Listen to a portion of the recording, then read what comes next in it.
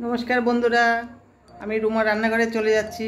आज के करे देखाबो इलिश माछ भापा, लाउ पाताय इलिश माछ भापा। आपनाराও आसुन। आमी शस्य और पोस्त निये निয়েছি, बेटे नेब काँचा लंका और नारकेल कोड़ा एकसाथे बेटे नेब। निये निয়েছি लाउ पाताटा भालो करे धुए नेब। आमी कड़ाইতে একটু জল বসিয়ে দিয়েছি, ওপরে এরকম একটা ছাঁকনির মতো দেব। এইভাবে জলটা গরম হবে, তার উপরে আমি দিয়ে দেবো শস্য, পোস্ত আর নারকেল বেটে নিয়েছি আর কাঁচা লঙ্কা। এবার স্বাদ মতো নুন দেবো, একটু হলুদ আর সর্ষের তেল দেবো।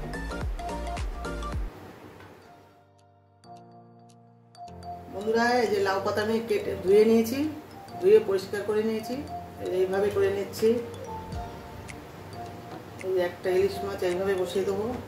দুপাশে মশলা লাগিয়ে দিয়েছি, এইভাবে বসিয়ে দিলাম। এর উপরে আবারও দেব একটা করে লঙ্কা দেব, এইভাবে মুড়ে নেব। আমি উল্টো দিকে দিয়েছি, এই সোজাভাবে মুড়ে নেব। পাতাটা একটু ছোট হয়ে গেছে।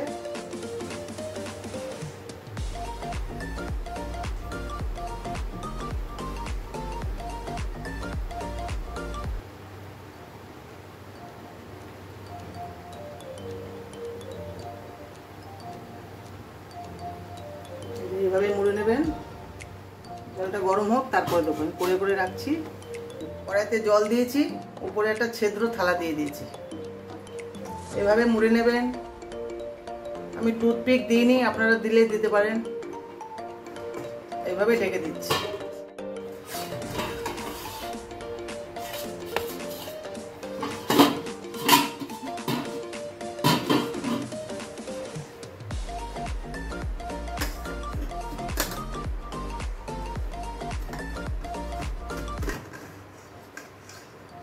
আরেক পিঠ আমি উল্টে দিচ্ছি।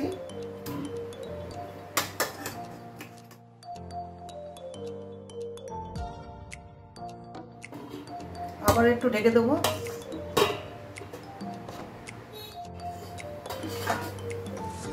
টোটাল আমার 10 মিনিট লেগেছে। গ্যাস আমি অফ করে দিলাম।